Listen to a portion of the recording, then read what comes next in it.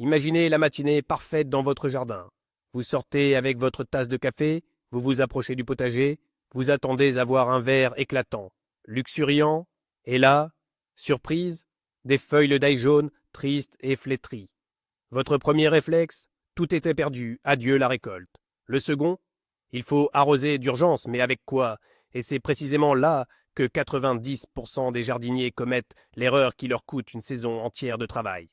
Salut les amis! Aujourd'hui, on ne va pas tourner autour du pot. Nous allons décortiquer le problème du jaunissement de l'ail d'hiver, non pas au niveau moléculaire, mais de manière très simple.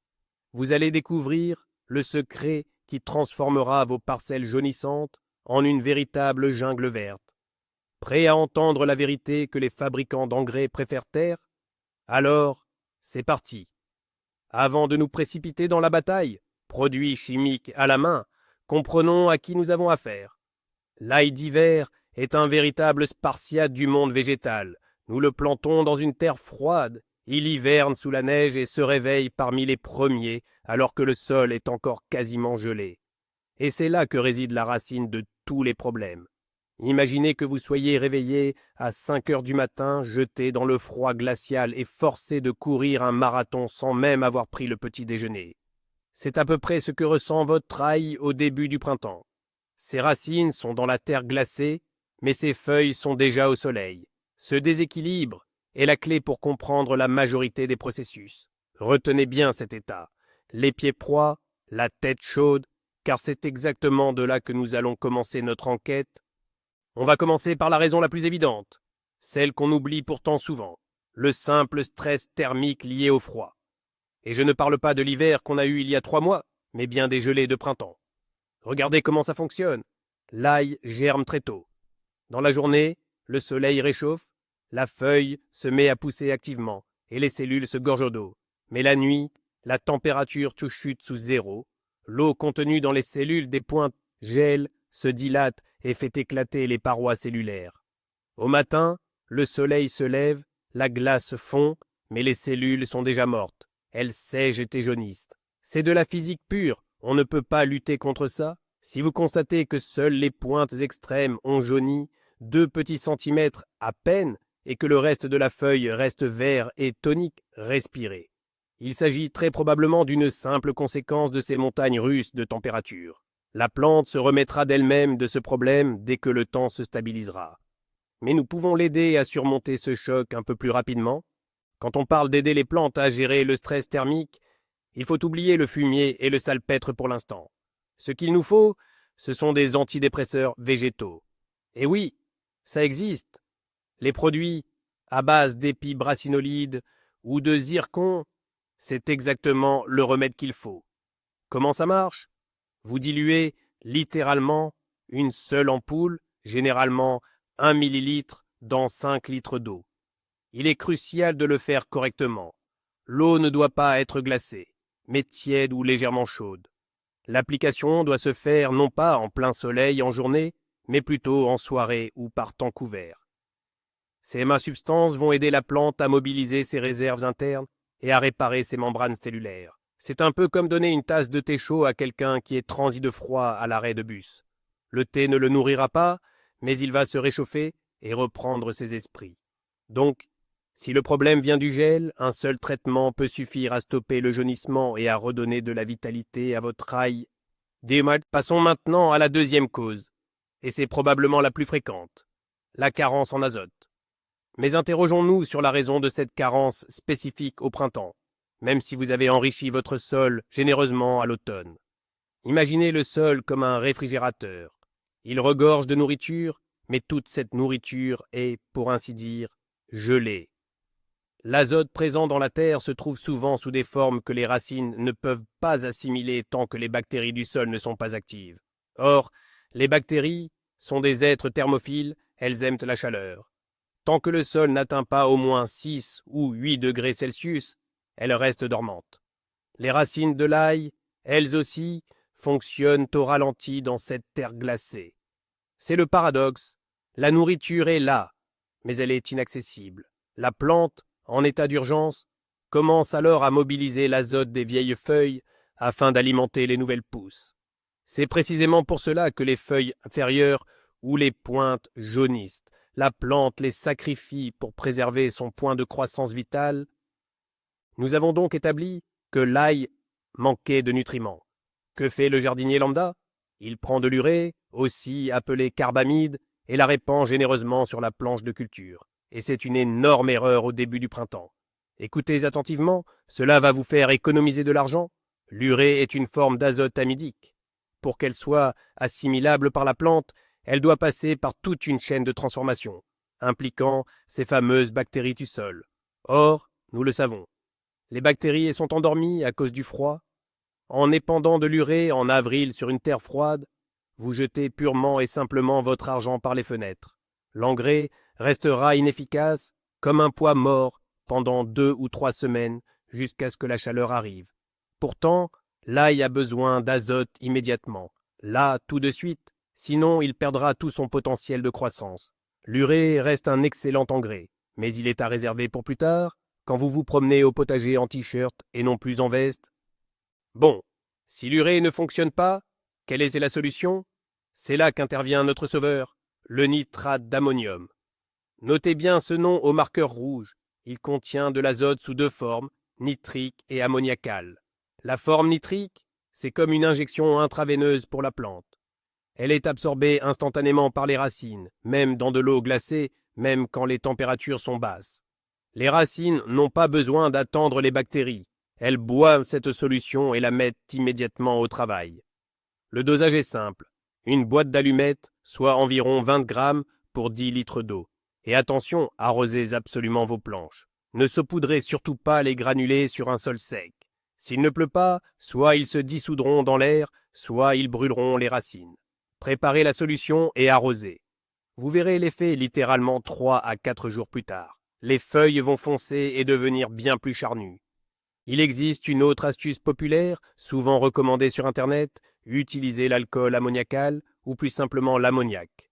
On vous dit, achetez-en à la pharmacie, arrosez vos cultures et voilà le bonheur. Ça éloigne les nuisibles et ça vous apporte de l'azote. Faisons preuve d'un peu d'esprit critique. L'alcool ammoniacal, c'est de l'ammoniac. Oui, c'est vrai, c'est de l'azote. Mais premièrement, c'est un produit extrêmement volatile. Le temps de transporter votre arrosoir du tonneau jusqu'à la rangée de légumes, une bonne moitié de l'azote se sera déjà volatilisé dans l'atmosphère, ne faisant plaisir qu'à votre nez avec son odeur piquante. Deuxièmement, la concentration d'azote dans une petite fiole achetée en pharmacie est infime comparée à un sac de nitrate qui coûte le même prix. Pour fertiliser réellement votre ail avec de l'ammoniac, il faudrait en verser des volumes quasi industriels sur votre potager. Comme moyen de repousser la mouche de l'oignon, peut-être que ça fonctionne. Mais comme apport nutritif, c'est une méthode extrêmement coûteuse et très peu performante. Utilisez des engrais professionnels. S'ils existent, ce n'est pas par hasard. Mais l'azote ne fait pas tout. Parfois, vous avez mis de l'azote, un engrais nitré, vous avez attendu une semaine, mais votre ail reste jaune et en prime, il paraît un peu flasque. C'est là qu'il faut observer la manière dont les feuilles brunissent. Si la feuille jaunit sur ses bords comme une brûlure et que cette bordure sèche, c'est le signe typique d'une carence en potassium. Le potassium régule l'équilibre hydrique et l'immunité de la plante. Sans lui, la plante ne peut plus retenir l'eau. Les feuilles deviennent molles et d'aspect délavé. Le potassium manque souvent dans les sols sableux, d'où il est facilement lessivé, notamment par la fonte des neiges. Il est alors urgent de combler ce manque. L'option idéale, c'est le sulfate de potassium. Il est très soluble et son action est rapide. Évitez d'utiliser le chlorure de potassium. L'ail, à l'instar de nombreuses cultures, supporte très mal le chlore. Et maintenant, parlons de la cendre. Beaucoup diront, pourquoi utiliser des produits chimiques? J'ai un poêle rempli de cendre. La cendre, c'est formidable. C'est une source de potassium, de calcium, de phosphore et d'une quantité impressionnante d'oligo-éléments. Mais il y a un gros bémol. Le potassium qu'elle contient est sous une forme assez difficilement assimilable par les plantes. Si vous vous contentez d'épandre la cendre directement sur le sol, l'effet bénéfique mettra beaucoup trop de temps à se manifester. Pour activer de la cendre, il faut réaliser ce qu'on appelle une lixiviation, ou la neutraliser avec du vinaigre. Prenez un verre de cendre pour 10 litres d'eau et ajoutez-y un verre de vinaigre blanc à 9%. Ça va mousser et siffler un peu. C'est tout à fait normal. C'est la réaction chimique qui est en cours. Elle transforme les éléments en forme chélatée, c'est-à-dire une forme directement disponible et assimilable par les racines. Arroser avec cette solution, c'est le traitement idéal. Mais attention, la cendre a tendance à alcaliniser le sol. Si votre terre est déjà naturellement alcaline, vous devez donc faire preuve d'une grande prudence lorsque vous utilisez de la cendre. À propos de l'acidité du sol, c'est un tueur invisible qui peut anéantir vos récoltes, et que beaucoup négligent. L'ail préfère un sol neutre. Si votre terre est trop acide, c'est la catastrophe. Même si vous inondez votre planche de culture d'engrais, la plante est incapable de les assimiler. En milieu acide, les nutriments se transforment en composés insolubles. Vous continuez d'amender et d'arroser, mais l'ail jaunit et dépérit. Comment vérifier l'acidité? Le moyen le plus simple est de regarder les mauvaises herbes. Si la prêle, le plantain ou le mouron des oiseaux poussent joyeusement dans votre jardin, c'est le signe d'un sol acide. Sinon, procurez-vous des bandelettes de test pH en jardinerie, ça ne coûte rien. Si le test révèle une acidité, il faut neutraliser le sol de toute urgence. Attention, le faire au printemps est compliqué. Il est souvent trop tard pour épandre de la chaux hydratée, car elle est beaucoup trop agressive. Si vous constatez que votre terre est acide ce printemps, utilisez des produits qui vont l'adoucir, c'est-à-dire des agents cholants doux. Le meilleur choix reste la dolomie en poudre ou la craie. Vous pouvez préparer un lait de cholage, comptez un verre de craie ou de dolomie pour 10 litres d'eau. Remuez soigneusement jusqu'à obtenir une suspension bien blanche et utilisez-la pour arroser les espaces entre vos rangs. Cette méthode va corriger le pH en douceur, apporter du calcium et du magnésium, et surtout, elle va débloquer l'accès aux autres éléments nutritifs. Il arrive souvent qu'après ce simple arrosage à la craie, l'ail reverdisse à vue d'œil. Pourquoi? Parce qu'il peut enfin assimiler l'azote et le phosphore qui étaient jusque-là inertes dans la terre. C'est comme si vous ouvriez la porte d'un garde-manger qui était fermé à clé. Commençons par une autre raison, purement mécanique mais extrêmement fréquente, la profondeur à laquelle vous avez planté les cailleux. Rappelez-vous la plantation de l'ail à l'automne. Si vous avez enterré les gousses beaucoup trop profondément, disons à 10 ou 15 centimètres, la plante doit déployer une quantité phénoménale d'énergie rien que pour atteindre la lumière. Pendant qu'il se fraye un chemin à travers cette couche de terre froide et compacte, l'ail épuise intégralement les réserves nutritives du cailleux d'origine. Quand les premières de feuilles parviennent enfin à la surface, elles sont déjà terriblement affaiblies et jaunissent littéralement d'épuisement. Évidemment, nous ne pouvons malheureusement pas remonter les cailleux une fois qu'ils sont plantés.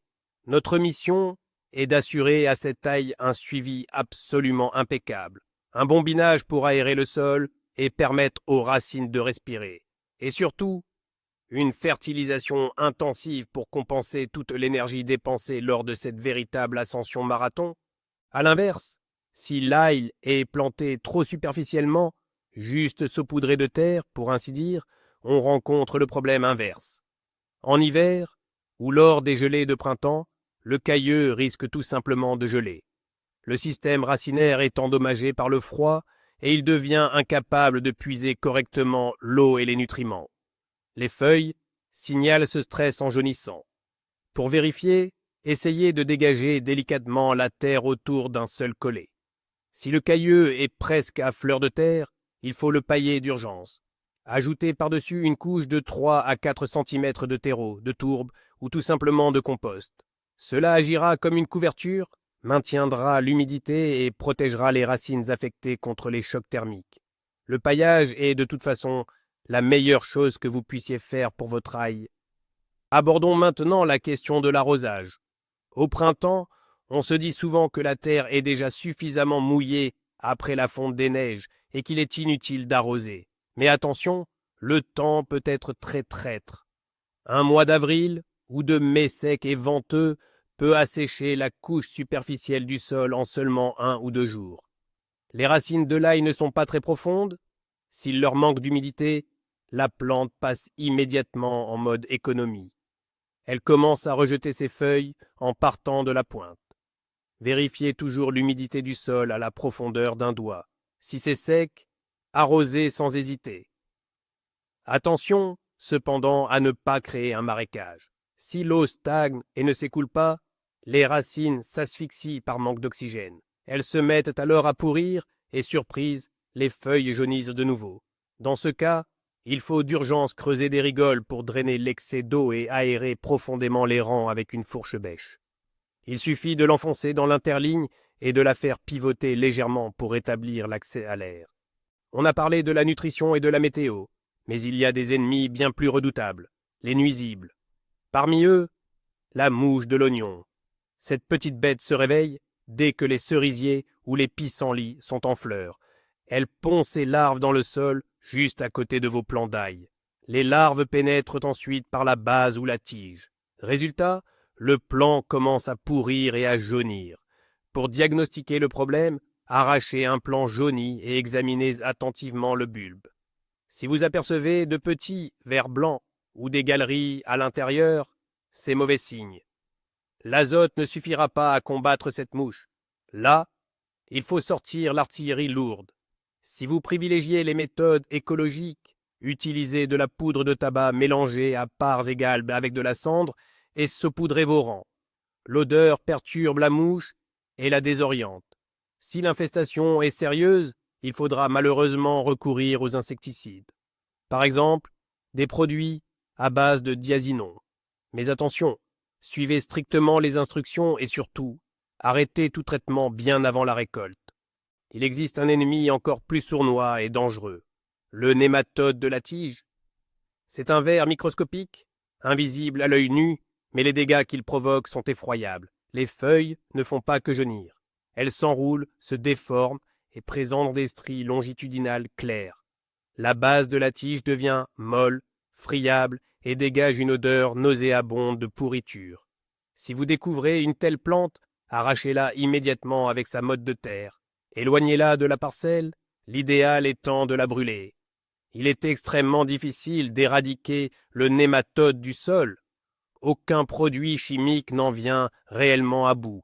La seule façon de lutter est d'appliquer une quarantaine des plus strictes, de trier et d'éliminer rigoureusement le matériel de plantation infecté et surtout de respecter la rotation des cultures. Ne replantez jamais d'ail après de l'oignon ou de l'ail au même endroit avant un minimum de 4 ans. Abordons maintenant les maladies. Parlons de la fusariose ou pourriture basale. C'est une maladie fongique qui se développe à merveille par temps chaud et humide. Les spores peuvent survivre dans le sol pendant des années, ou elles peuvent arriver chez vous directement avec les cailleux de plantation. Quand la fusariose s'installe, les feuilles jaunissent d'abord par les pointes, et ce processus descend ensuite très rapidement. Si vous déterrez le bulbe, vous verrez que les racines sont pourries, brunâtres ou même complètement absentes. Au niveau du plateau, vous pourriez aussi observer un léger feutrage, rosé ou blanchâtre. C'est le mycélium. Il est malheureusement trop tard pour sauver cette plante. Il faut l'arracher immédiatement. En revanche, on peut encore sauver ses voisines. Il faut alors traiter la parcelle avec une solution de fongicide. Vous pouvez utiliser des produits comme le findazole, si la chimie forte ne vous fait pas peur, ou privilégier des biopréparations plus douces, mais tout aussi efficaces, par exemple celles à base de trichoderma. À ce propos, parlons du trichoderma. C'est un champignon du sol très utile qui se nourrit des mauvais champignons, notamment ceux responsables du fusarium. Idéalement, il faudrait l'introduire dans vos parcelles à l'avance, mais vous pouvez tout à fait le faire dès maintenant. Achetez un produit à base de trichoderma, comme le trichodermine ou le gliocladin, souvent vendu sous forme de pastilles. Enterrez ces pastilles dans la terre autour de vos plants ou arrosez la zone avec une solution liquide. Le trichoderma va alors commencer à se multiplier. Il va littéralement dévorer ses concurrents, assainissant ainsi le sol autour des racines de vos cultures, comme l'ail par exemple. C'est une excellente méthode biologique, efficace à la fois en traitement curatif et en prévention. De plus, les métabolites du trichoderma agissent également comme de puissants stimulateurs de croissance pour les plantes. C'est un double bénéfice, sans aucun impact négatif sur l'écologie de votre jardin. Parlons maintenant d'une autre maladie très courante, la rouille. Elle se manifeste par l'apparition sur les feuilles de taches oranges, un peu boursouflées et surélevées, qui rappellent exactement la rouille sur le métal. Ensuite, ces taches noircissent et la feuille finit par sécher complètement. Les spores de la rouille sont souvent transportés par le vent. Dès que vous repérez les premières taches, n'attendez surtout pas que la culture entière jaunisse. Il faut immédiatement traiter avec des produits à base de cuivre. La bouillie bordelaise à 1% ou l'oxychlorure de cuivre donne d'excellents résultats. Attention, le cuivre est un fongicide de contact. Il est donc crucial de bien pulvériser les feuilles, et ce, des deux côtés, pour garantir l'efficacité. Veillez également à ce que la solution ne coule pas en excès par terre. Si la récolte est encore lointaine, vous pouvez envisager des fongicides systémiques. Ces produits pénètrent à l'intérieur de la feuille pour soigner la plante de l'intérieur. Ils sont certes plus efficaces, mais ils impliquent un délai d'attente avant récolte beaucoup plus long. Démontons un autre mythe qui affecte la culture de l'ail. Certains jardiniers appliquent dans le principe « mieux vaut trop que pas assez » et mélangent tout dans le même seau. Fumier, cendre, superphosphate et même du nitrate. C'est une erreur qu'il faut absolument éviter. Au contact, certaines substances réagissent chimiquement. Elles se transforment soit en un dépôt complètement inutile, soit, à l'inverse, elles peuvent créer des composés toxiques. Par exemple, ne mélangez jamais le nitrate d'ammonium avec des composants alcalins comme la cendre ou la chaux, car tout l'ammoniac risquerait de s'évaporer. Quant au superphosphate, il se dissout très mal. Il est préférable de l'appliquer dès l'automne lors du labour. Au printemps, privilégiez uniquement les formes solubles. Gardez ce principe en tête, il vaut toujours mieux ne pas assez fertiliser que de trop en mettre et d'empoisonner votre sol avec un excès de sels minéraux. Et voici le dernier point, le 20e bloc de notre stratégie de sauvetage, le magnésium et les oligo-éléments. Parfois, l'ail jaunit, non pas entièrement, mais uniquement entre les nervures. On appelle ça la chlorose. Ce phénomène est souvent le signe d'une carence en magnésium ou en fer. Dans les jardineries, vous trouverez des mélanges complexes d'oligo-éléments sous forme chélatée, comme le cytovite ou tout simplement du sulfate de magnésium. Une seule cuillère à soupe de sulfate de magnésium par seau de 10 litres d'eau, combiné à votre apport d'azote, fait des miracles. N'oubliez pas que le magnésium est un composant essentiel de la chlorophylle. C'est le pigment qui donne aux feuilles leur couleur verte.